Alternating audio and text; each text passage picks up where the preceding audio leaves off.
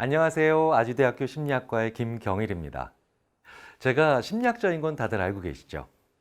자, 그런데 심리학자인 저에게 꽤 오래전부터 많이 해오셨던 질문이 있고 또 최근 들어서 많이 해오시는 질문이 있어요. 자, 최근 들어 많이 하시는 질문부터 먼저 말씀드려 볼까요? 이미 예상하셨다시피 이제 코로나 팬데믹 그리고 앞으로의 포스트 코로나 시대 제일 많이 늘어난 것 중에 하나가 비대면 커뮤니케이션이죠. 대학은 물론이고 다른 많은 학교와 정부기관 그리고 민간 기업에서도 비대면으로 학습하는 사이버, 온라인 강의들 정말 다양해지고 있습니다. 자, 그러면 어떻게 이런 경우에 잘 학습할 수 있을까? 정말 많은 분들이 질문하시죠. 이게 바로 최근의 질문이고요. 그리고 한 몇 년 전부터 참 많이 하시는 질문들이 또 있죠. 왜냐하면 통일이 점점 더 이제 실감 있게 다가오고 있거든요. 그런데 통일에 대해서 어떻게 생각을 하고 통일이 되면 어떤 것이 더 좋아지고 그 다음에 변화되는가에 대한 질문도 많이 하시잖아요. 자, 그런데 저는 이런 질문을 오히려 제 주위에 있는 다양한 분들께 또 반문하기도 합니다. 제 아버지께 여쭤봤어요. 아버지, 통일이 되면 무엇이 좋을까요? 굉장히 위대하고 거룩한 표현을 하시더라고요. 우리 민족이 다시 한번 비상할 수 있을 거야. 무슨 영화나 소설 제목 같습니다. 자, 그런데 아버지보다는 좀 경제관념이 투철하신 저희 어머니께 여쭤보니까 자, 통일이 되면 인구도 좀 더 많아지고 그리고 국토나 자원에 있어서도 좀 더 넉넉해지니까 물가도 안정되고 그리고 장바구니도 좋아지며 기업들은 좀 더 많은 생산과 그 다음에 소비를 하게 만들 수 있지 않을까? 라는 얘기들을 하시더라고요. 자, 그래서 저는 눈을 돌려서 저희 딸 두 분 중에 하나인 첫째 딸에게 물어봅니다. 시원아, 통일이 되면 뭐가 좋을 것 같아? 의외의 대답이 나오더라고요. 아빠, 통일이 되면 이제 비행기 타지 않아도 외국 나갈 수 있죠. 저는 버스나 기차를 너무 좋아하는데 이젠 버스나 기차를 타고도 외국 여행을 할 수 있는 거잖아요. 굉장히 의미 있는 대답이더라고요. 그리고 막내 채원이한테 물어봅니다. 채원아, 너는 통일이 되면 뭐가 좋을 것 같아? 그랬더니 채원이의 대답은 훨씬 더 구체적이었습니다. 아빠, 냉면의 고장을, 본고장을 이제 버스 타고 갈 수 있겠네요. 어느 대답이 더 맞는 걸까요? 우리 민족의 재기? 아니면 웅장한 기상? 아니면 평양냉면을 이제 정말 평양 가서 먹을 수 있는 그 매콤한 맛? 모두 다 맞는 맛이죠. 다 맞는 답이고 그리고 그 과정에서 우리는 어떤 것은 굉장히 추상적이고 거시적이며 어떤 것은 굉장히 구체적이다라는 걸 느낄 수 있습니다. 자, 그런데요. 정말 놀랍게도 그리고 흥미롭게도 이렇게 통일에 대한 각기 다른 차원의 대답들을 우리가 사이버로 그리고 온라인으로 학습하는 과정에서 그 방법을 약간 달리하면 그 학습의 효과, 그 배움의 효과, 그리고 그 이후에 보다 지혜로운 생각들을 만드는데 훨씬 더 큰 도움이 됩니다. 자, 이 재밌고도 비밀스러운 이 과정을 한번 오늘 밝혀보도록 하겠습니다. 자, 함께 우리 주의를 한번 기울여 주시죠. 첫 번째는요, 자세입니다. 저희 심리학자들이 이런 말을 많이 합니다. 인간의 몸과 마음은 하나다. 자, 그렇기 때문에 자세는 그 무엇보다도 중요한데요. 저는 꽤 많은 경우에 온라인 강의를 들을 때, 사이버 학습을 할 때 중요한 장면이 나오면 몸을 일으켜 세워요. 왜냐하면 우리 몸은요, 몸을 일으켜 세우고 그리고 큰 자세를 취할 때마다 좀 더 각성하고 그리고 내가 이 내용이나 이 주제를 지배적으로 다루고 있다라고 하는 암시를 받습니다. 그런데 재밌는 건요, 그저 큰 생각하지 않고 별 생각 없이 말고 그 다음에 내가 암기 위주의 무언가 혹은 기계적으로 무언가를 학습해야 된다라고 할 때는 오히려 몸을 낮추고 그리고 훨씬 더 소극적인 자세를 취하는 것이 더 좋습니다.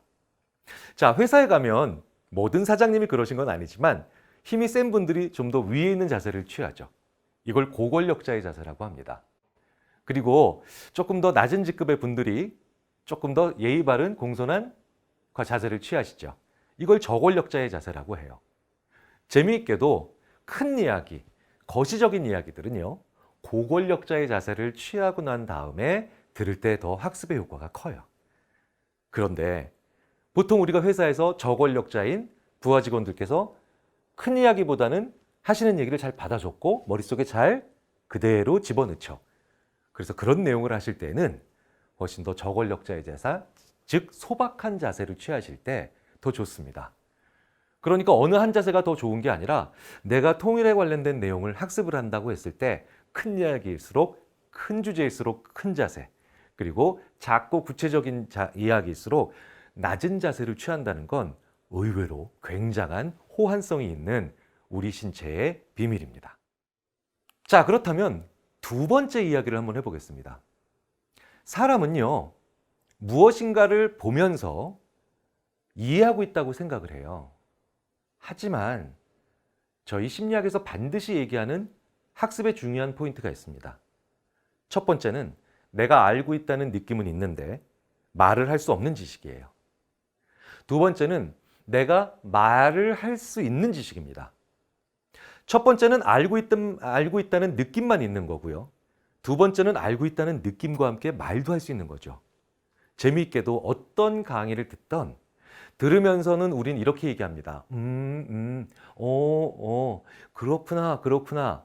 하지만 이건 알고 있는 게 아니에요. 내가 듣고 지금 보고 있는 내용을 재빨리 말로 요약을 할 수 있어야만 내가 이해한 것입니다. 그런데 우리는 그 이해의 느낌만 가지고 실제 이해력은 갖추지 못하고 지나가는 경우가 많죠.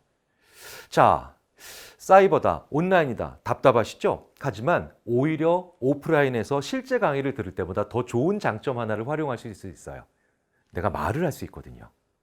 내 방에서 홀로 외롭게 강의를 듣는다고만 생각하지 마십시오. 교수님이 혹은 강사님이 통일에 관련된 많은 내용을 할 때 그 내용을 들으면서 내가 그렇구나, 정말 분단이 치유가 되면 마음이 이렇게 좋아지는구나, 경제 구조는 이렇게 되는구나, 한번 자기가 이해한 대로 바로바로 얘기를 해보세요. 그리고 그 이야기가 잘 안 되는 것들은 내가 이해하지 못하고 있다는 걸 실시간으로 느낄 수 있는 지점입니다.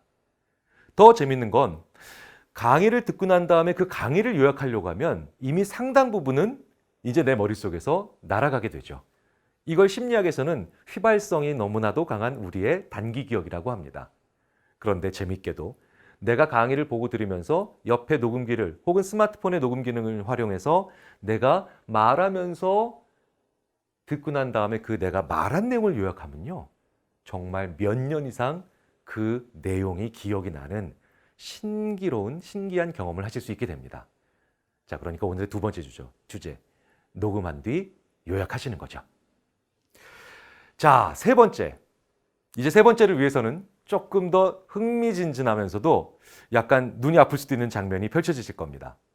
자, 저는 이제 두 개의 약간만 다른 장면을 보여드릴 거예요. 어디가 다른지 한번 찾아보세요.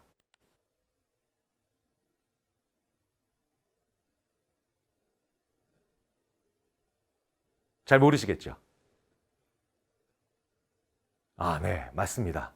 바로 이 지점이에요. 쉽지 않으셨나요? 자, 이번엔 더 큰 차이를 보여드릴게요. 이번엔 어디가 다른지 한번 찾아보세요. 잘 모르시겠다고요? 바로 이 그림자입니다. 자, 재밌는 건요, 지난번 그림과 이번 그림 모두 양쪽 그림을 나란히 놓고 보면 1초도 안 돼서 판단하실 수 있어요. 그런데 동시에 거의 번갈아서 시차 없이 보게 되니까 어디가 틀린가를 찾는 게 되게 어렵죠. 왜 이런 일이 벌어질까요? 결론부터 먼저 말씀드릴까요?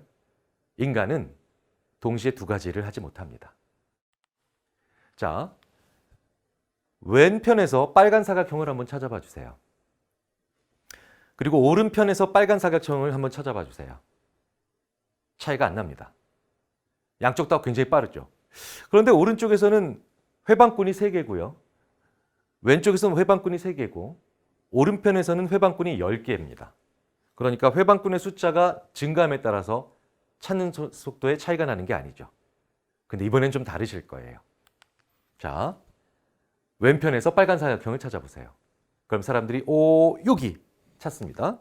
그런데 오른편에서 빨간 사각형 찾아보세요 라고 하면 여기선 벌써 차이가 좀 납니다. 거의 3배 이상의 차이가 나요. 자, 왜 이번에는 왼편에 비해서 오른편에서 회방분의 수가 늘어날수록 시간이 더 오래 걸릴까요?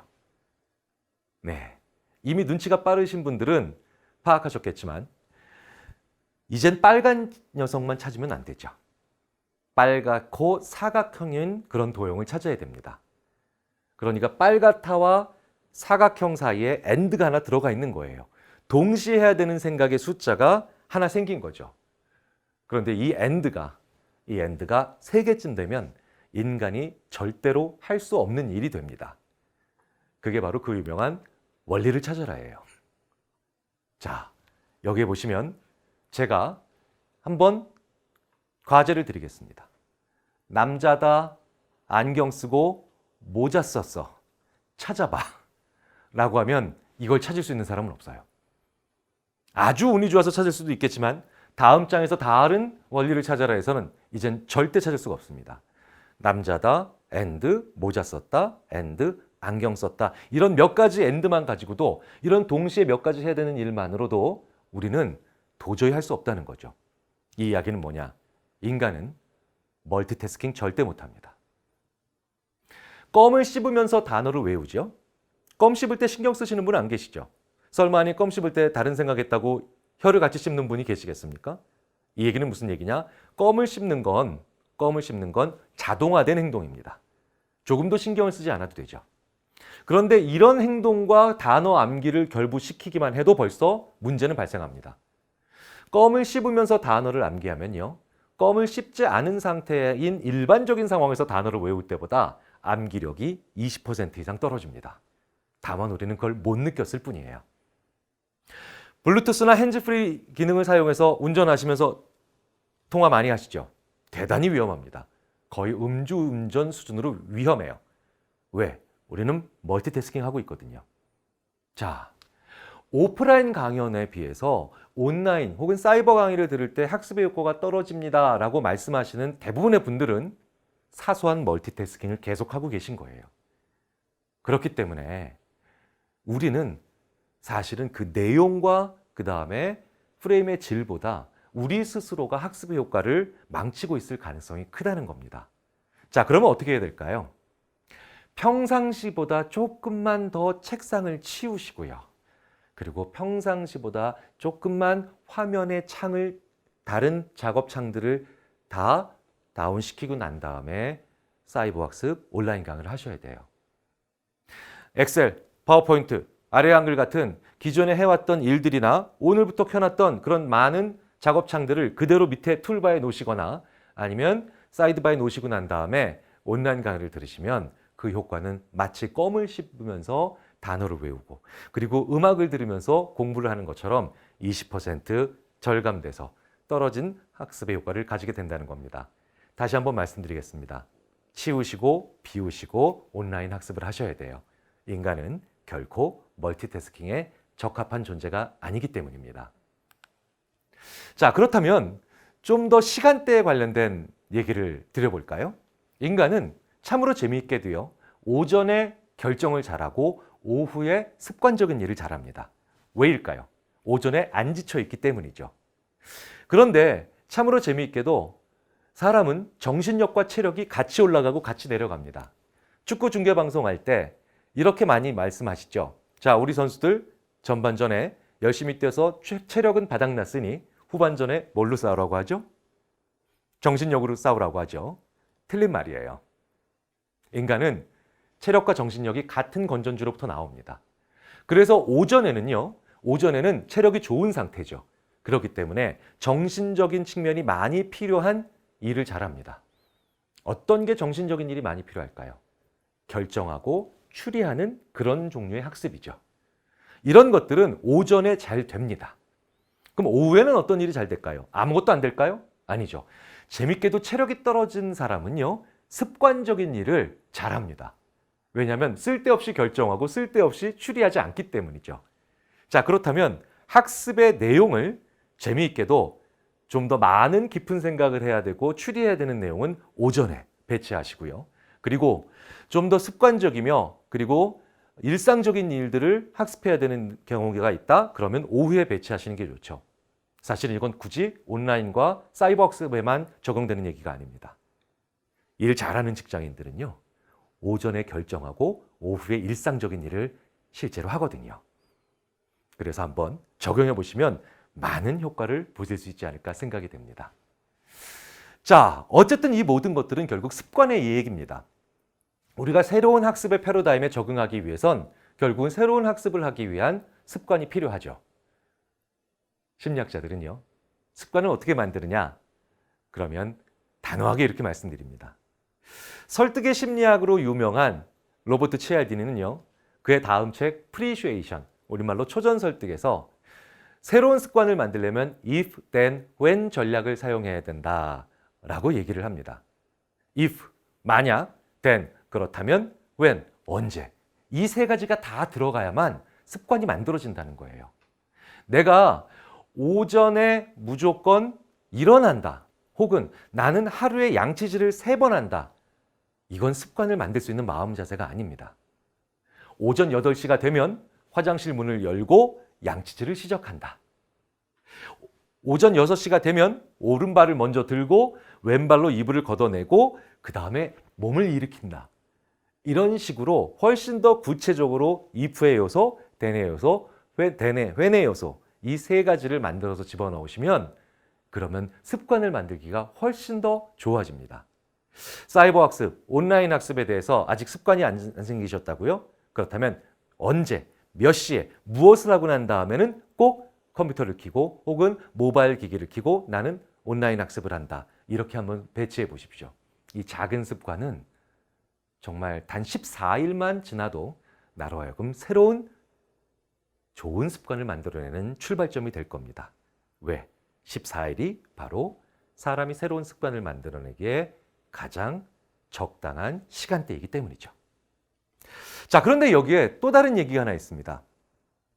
습관의 힘을 강조한 또 다른 위대한 심리학자 아트 마크먼 교수는요, 습관을 만들 수 있는 3가지 나의 if, then, when을 둘러싼 상황적 요소 3가지를 얘기합니다. 첫째, 내가 이렇게 기분이 좋은 상태는 아니어야 돼요. 자, 생각해 보세요. 기분이 좋으면 인간은 은연중에 그 습관을 계속해서 현재의 습관을 계속해서 지속하거나 유지하고 싶은 생각이 듭니다. 그러니 새로운 습관을 만들 수가 없겠죠. 둘째, 차분해져 있는 상태가 좋습니다. 사람이 흥분되어 있는 상태에서는요, 반사적이고 기존 습관대로 행동을 하기 때문에 차분해져 있어야 되죠. 셋째, 평상시와 무언가 다르다고 느껴야 돼요. 그래야만 새로운 습관을 만들기가 좋습니다.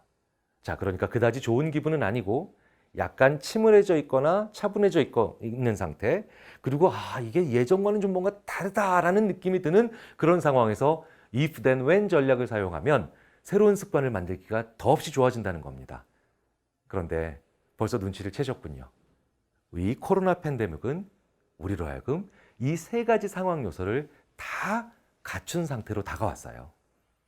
자, 그러니 이제 새로운 학습의 패러다임에 적응할 수 있는 새로운 습관을 if, then, when 전략을 사용해서 한번 이 코로나 팬데믹 시대에 만들어 보셔서 평범한 사람들과는 다른 학습의 효과를 누려보시지 않겠습니까? 저것을 크게 보면 뭘까요? H죠. 작게 보면 S입니다. 여러 개가 있죠. 그래서 거시적으로 보면 H고 구체적으로 보면 S가 여러 개 서 있습니다. 참으로 재밌게도요, 사람들은요, 네가 이걸 잘하면 알사탕이든 토큰이든 무언가 좋은 걸 줄게 라고 말을 하고 난 다음에 저 도형을 살짝 보여주고 뭐 본 것 같아요? 라고 하면 H를 본 것 같은데요? 라고 얘기를 합니다. 그런데 잘못하면 혹은 이 과제를 잘못하면 아까 줬던 걸 뺏을래요? 라고 얘기를 하잖아요. 그리고 난 다음에 이렇게 무언가를 안 뺏기고 싶은 마음을 만들어 놓고 그리고 저 도형을 살짝 짧은 시간 동안 찰나의 순간으로 보여주고 무엇을 본 것 같으세요? 라고 하면 S를 여러 개 봤다고 얘기를 해요. 자, 아까 말씀드렸죠. 우리 민족의 큰 기상을 다시 펼치기 위한 기회, 큰 H 같지 않으세요? 그리고 평양에 가서 진짜 원조 냉면을 먹고 싶어요. 라고 얘기한 얘기. 작은 S 같지 않으세요? 그런데 우리가 뭔가 좋은 걸 가지기 위한 마음으로 하는 공부는 거시적인 내용을 공부하기가 쉽습니다. 따라서 통일에 관련된 내용도 전혀 다를 수가 없다는 거죠. 통일을 하고 난 다음에 벌어지는 거시적인 내용들을 공부하기 전에는 내가 이 공부를 잘해서 어떤 좋은 결과를 가질까라는 생각을 한 번쯤 해보시고 임하시는 게 큰 도움이 되실 겁니다. 그런데 이렇게 작고 구체적인 감각적인 이야기들을 공부하실 땐 야, 이게 나한테 없으면 얼마나 속상할까. 통일이라는 게 안 되면 나한테 얼마나 아플까, 우리한테 얼마나 속상한 일이 많을까라는 걸 한번 가볍게 생각하시고 이런 구체적인 내용을 공부하시면 훨씬 더 학습이 잘 되실 겁니다. 인간이 이렇게 재밌고도 미묘한 존재이기 때문이죠. 자, 그렇다면 한 번쯤 요약을 해볼까요? 사이버, 온라인 학습에 있어서 가장 중요한 건 첫 번째는 자세입니다. 내용에 맞는 자세, 우리가 한 번쯤 생각해 볼 필요가 있죠. 그리고 녹음한 뒤 요약하셔야 됩니다. 인간은 말을 할 수 없는 건 결코 자기가 이해를 한 게 아니기 때문이죠. 셋째, 멀티태스킹은 악마예요. 항상 본격적인 학습을 하기 전에 잠시라도 책상을 치우거나 컴퓨터의 작업창들을 정리하는 이 사소한 사전 작업 혹은 사전 행동들을 통해서 학습의 효과는 훨씬 더 강화될 겁니다. 시간대를 고려하셔야 됩니다. 많은 생각과 깊은 통찰이 필요한 내용들은 오전에, 그리고 일상적인 내용이나 아니면 훨씬 더 머리를 덜 써도 되지만 하지만 암기가 좀 필요한 내용들은, 기록이 필요한 내용들은 오후에, 실제로 일을 잘하는 사람의 특징이기도 하죠. 그리고 이 새로운 습관은 우울할 때 잘게 쪼개서 시작하는 그 작은 조치들을 통해서 위대한 결과들을 만들어냅니다. 그리고 마지막으로 관점은 이용돼야 되죠. 그래서 거시적인 내용과 구체적인 내용, 이 내용들을 통해서 어떤 마음가짐을 사전에 내가 잠시 가지고 학습에 임해야 되는가를 한번 돌아보시면 학습의 효과는 극대화될 수 있을 겁니다.